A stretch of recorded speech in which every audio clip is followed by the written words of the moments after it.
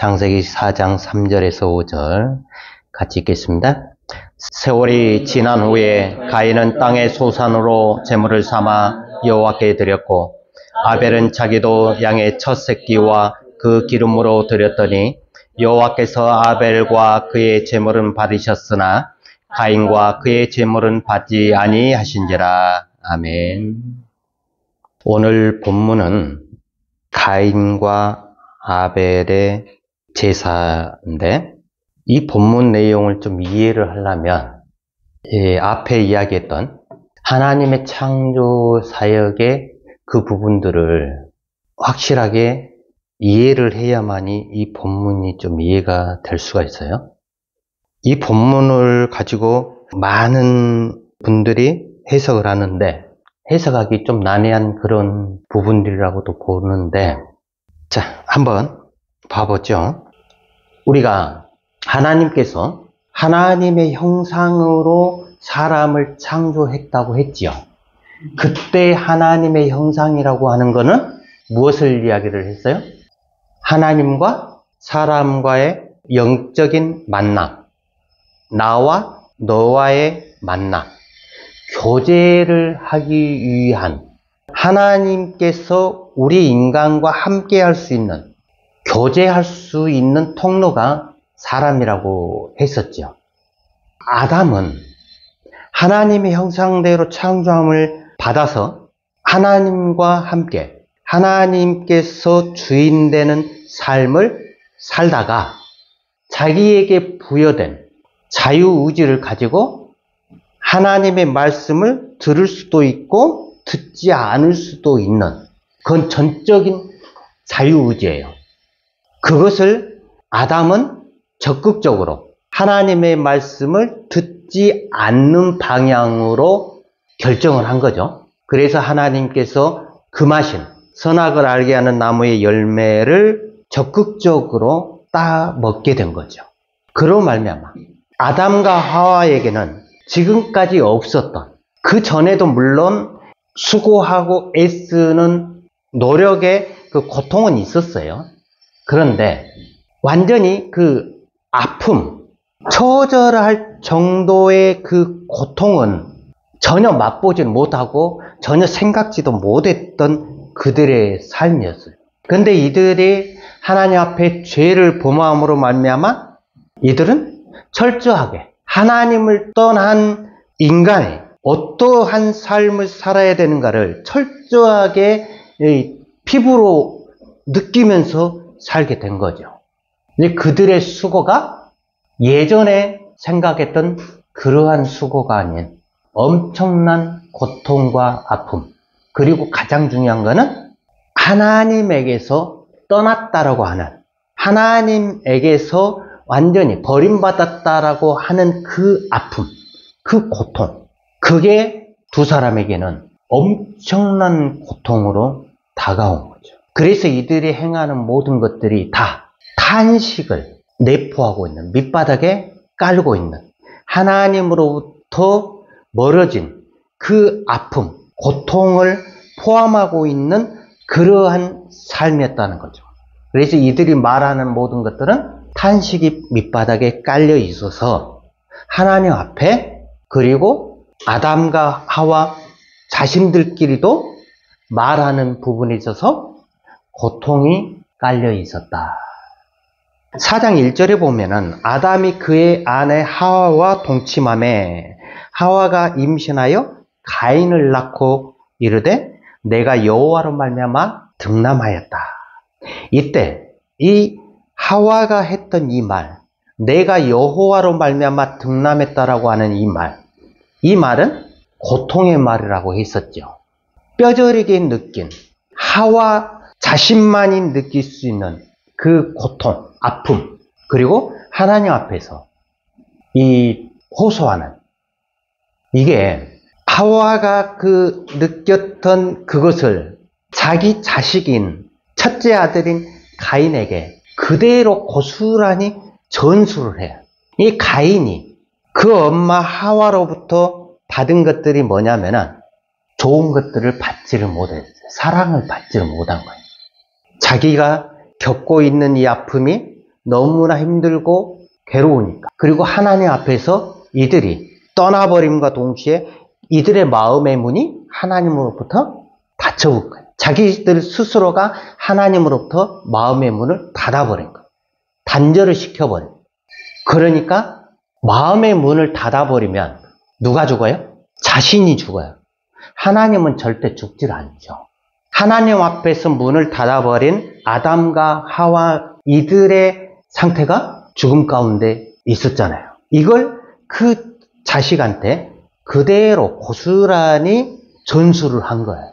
가인은 어떻게 보면은 엄마 아빠도 생전 처음 경험하는 거잖아요. 아이를 낳아가지고 양육한다는, 키운다라고 하는 것 자체가 엄마 아빠에게 있어서는 최초의 일이잖아요. 그죠? 그러니까 때때로 실수할 수도 있고 여러 가지 것들이 복합적으로 들어왔을 거란 말이에요. 가인과 아벨, 이 둘이 장성해서 하나님 앞에 제물을 드렸는데 이들이 왜 제물을 드렸는지, 제사를 드렸는지, 왜 드렸는지에 대한 거는 정확한 근거는 없어요.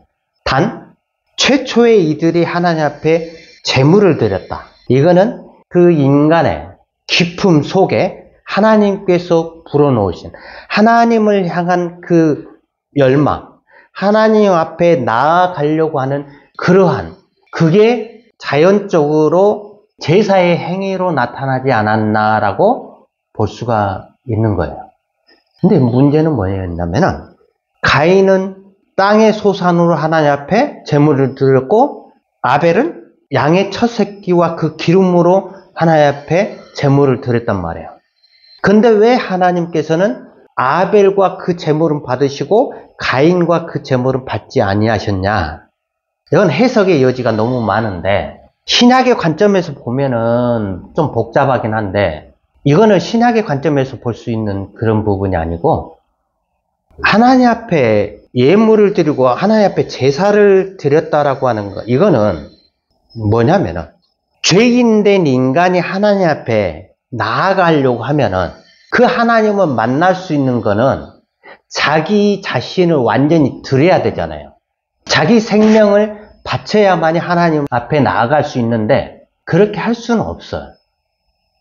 양의 첫 새끼를 드렸다라고 하는 거는 어떻게 보면은 그 피의 제사라고 이야기를 하는데 그것보다 더 중요한 건 뭐냐면은 하나님 앞에 나아갈 때 가인 자신의 그 모습하고 아벨 자신의 모습, 하나님 앞에 나아갈 때 죄를 지었을 때 아담이 첫 번째 했던 행위가 뭐였냐면은 하나님의 음성을 듣고 나무 뒤에 숨은 거예요.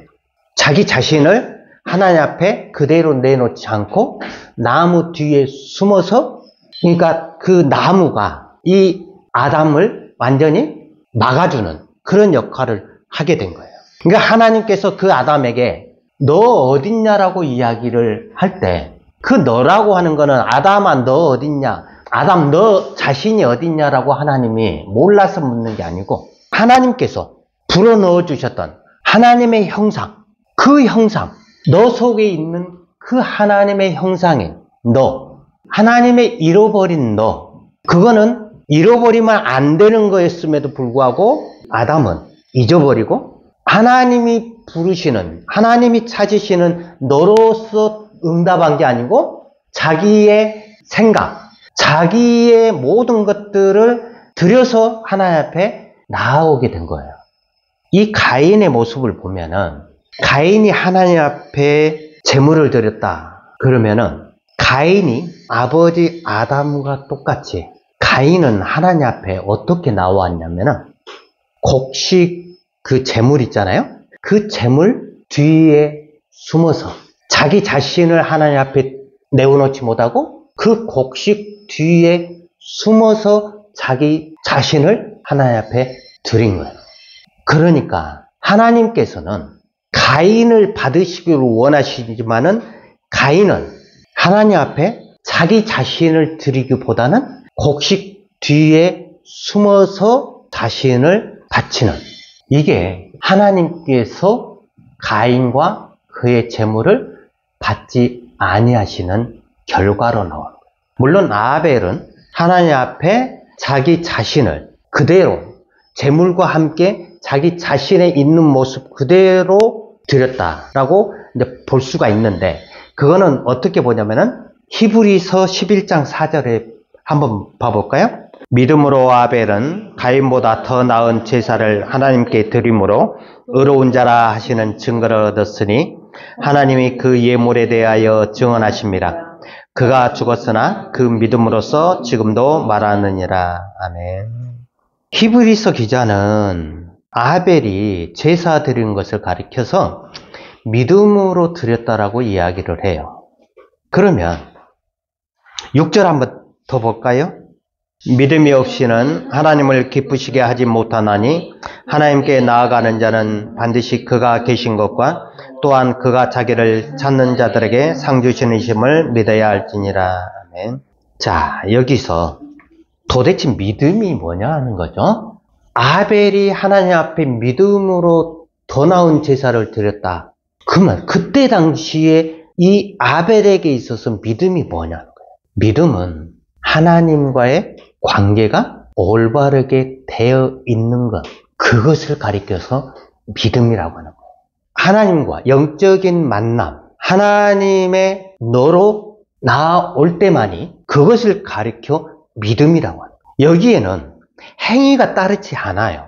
아벨이 하나님 앞에, 그러니까 믿음으로 우리가 무엇을 산다라고 하면은 믿음에는 행위가 따른다라고 사람들은 이야기를 해요. 우리 그리스도인들에게 있어서 믿는다라고 하면 반드시 행위가 따라야 된다라고 이야기를 하는데, 인간은 전적으로 타락했고 전적으로 부패한 존재이기 때문에 하나님 앞에서 아무리 믿음의 행위를 하더라도 그 행위 자체가 선한 행위가 아니라는 거예요. 근데 믿음의 사람들은 믿음의 행위를 해야 된다. 그래야 하나님이 기뻐하신다라고 이야기를 하는데, 그건 아니다. 오직 믿음은 하나님과의 관계가 맺어져야만이 거기에서 끝나는 거예요. 이거를 오해하면 안 돼. 그래서 예수님이 무슨 말씀하시냐면, 너희는 먼저 그의 나라와 그의 의를 구하라. 그러면 모든 것들은 어떻게 해요? 하나님께서 하시는 거예요. 근데 우리는 그의 나라와 그의 의를 구하는 게 아니라 그의 나라와 그의 의를 구하기 위해서 노력을 한단 말이에요. 행위를 한단 말이에요. 그거는 믿음이라고? 믿음은 행위가 아니에요. 물론 행함이 없는 믿음은 죽은 믿음이라고 이야기를 하는데, 우리가 하나님 앞에 우리 자신을 드리면 우리는 어떠한 행위를 하지 말라고 해도 자연적으로 우리 속에서 자연적으로 행해지게 되어 있는 거예요. 근데 우리는 그것을 자꾸 잊어버리고 우리가 무엇인가를 하려고 하는, 그래서 우리의 노력을 통해서 하나님 앞에 기쁨을 드리려고 하는, 그거는 하나님이 받으시지 않는다. 어떻게 보면은 가인이 하나님 앞에 예물을 드릴 때 자기의 노력으로 자기의 수고를 가지고 하나님 앞에 예물을 드렸을 수도 있어요. 제물을. 그래서 믿음으로 아벨은 가인보다 더 나은 제사를 하나님께 드림으로 의로운 자라 하시는 증거를 얻었다. 하나님과 우리와의 그 관계, 영적인 관계, 인격적인 관계, 그것이 정확하게 되어 있지 않으면은 우리의 어떠한 행위를 통해서 하나님 앞에 나아가야 된다라고 하는 조건이 붙어요. 신앙생활을 할 때도 무언가를 우리가 해야만 된다라고 하는 그게 우리 속에 자리를 잡게 돼요. 그래서 상대방을 향해서 무언가를 해야 된다, 이걸 하자, 자꾸 이야기를 할 수밖에 없는 거예요. 믿음은 오직 하나님과 나와의 관계의 일이다. 그 믿음은 그래서 하나님과 나와의 관계에 일어나는 사건이기 때문에 누구도 그 비밀을 알 수가 없어요. 누구도. 그 관계가 때때로 어떤 사람들은 크게 나타나기도 하고 어떤 사람은 작게 나타나고 아예 눈에 안 보이는 것 같이 나타날지라도 하나님과 나와의 그 관계 속에서 벌어지고 있는 사건은 하나님께서 일들을 행하고 계시는 사건이다. 그러므로 그것을 믿음이 있다 없다라고 이야기를 하면은 절대 안 된다라고 해요. 믿음이 있고 없고는 하나님과 나와의 관계 속에서만 알 수가 있는 거예요.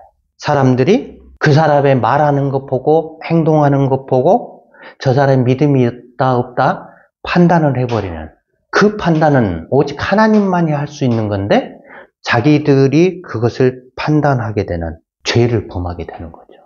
그래서 믿음이 있다라고 하는 사람들이 특히 하나님의 자리에 앉아서 판단하는 그러한 일들을 벌이고 있다. 그러면서도 그것이 마치 믿음인 양 착각을 하고 있다. 우리는 하나님과 나와의 그 1대1 관계에 있어서 전적으로 하나님 앞에 우리의 마음을 드려야만 돼요. 드리지 않으면 우리는 자꾸 이상한 쪽으로 행동을 하고 이상한 쪽으로 말을 하게 돼요.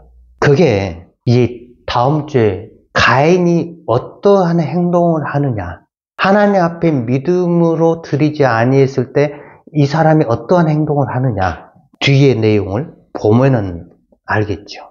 그래서 일단 우리들은 하나님 앞에 똑같은 예배를 드리지만 많은 사람들이 하나님 앞에 예배를 드릴 때 때때로 자기 자신을 드리지 아니하고 자기가 가지고 나오는 헌금 그 뒤에 숨어버리고, 때때로 그 사람들이 교회에 와서 봉사하는 그 봉사로 자기 앞에다 딱 내보이고 그 봉사 뒤에 숨어버려. 그리고 기도를 많이 했다라고 하는 그것 가지고 하나님 앞에 나오고 그 기도 뒤에 자기 자신은 숨겨버린, 하나님 앞에 온전히 자기의 자신을 드리고 믿음을 드리는 마음을 드려야 됨에도 불구하고 그렇지 못하는 게 이게 하나님께서 기뻐받지 아니하시는 예배의 모습이다.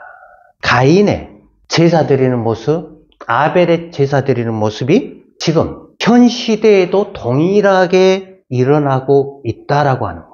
그래서 어떠한 행위들을 통해서 하나님 앞에 나아가는, 그걸 믿음으로 내세우는 사람들이 범하는, 정말 하나님 앞에서 믿음의 행위를 하지 못하는 일들을 하고 있다. 그래서 우리들이 하나님 앞에서 전적으로 나의 모든 것 되시는 그 하나님 앞에 내 자신 있는 모습 그대로, 우리가 일주일 동안 세상 살면서 죄를 안 지을래야 안 지을 수가 없어요. 그죠? 원래 죄인을 하나님이 부르셨기 때문에 우리가 완전히 죄의 모습을 다 벗어버리고 하나님 앞에 나올 수는 없는 거예요. 그 일주일 동안 죄를 짓는 것은 당연한 거기 때문에 일주일 동안 내 하나님 앞에 죄 짓고 주일날만 나와서 하나님 앞에 예배 드리면은 일주일 동안 내 죄 가운데 살다가 하나님 앞에 1시간 예배 드리는 걸로 면죄부를 받았다라고 믿는, 그렇게 살면 안 된다라고 목사님들이 이야기하는데 그렇게라도 살아야 돼. 뭔 말인지 알겠죠? 왜? 원래 우리의 모습이 죄인의 모습이기 때문에 그건 당연한 거예요. 당연한 걸 가지고 그렇게 하면 안 된다라고 해버리면 누가 일주일 동안 죄 안 짓고 사는 사람이 누가 있냐고. 그런 말을 하는 그 자체가 죄인의 모습인데, 그러니까 그런 건 두려워하지 말고 하나님 앞에 나올 때는 우리가 어떠한 죄악 가운데 있더라도 하나님 앞에 나와야 돼. 그럴 때일수록 그게 하나님 앞에 내 자신을 그대로 드릴 수 있는 거예요. 인간의 눈으로 보면은 저 죽일 놈, 나쁜 놈 막 그렇게 이야기할 줄 모르겠지만은 그거는 네 생각이고 하나님은 그렇게 생각을 안 하신다는 거예요.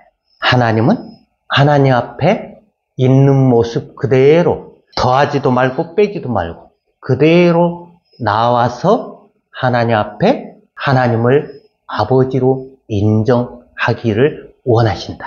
그게 믿음이다. 믿음을 너무 복잡하게 생각하지 마요. 여러분들이 믿음을 가지고 어떠한 행위를 해야만이 된다라고, 그거는 좋은 거 아니에요. 하나님 앞에 나오면 하나님 앞에서 자연스러운 믿음의 행위들을 할 수가 있게 되는 거예요. 그러니까 그러한 행위들을 할 때 자꾸 옆에서 뭐라고 하면은 안 되겠죠.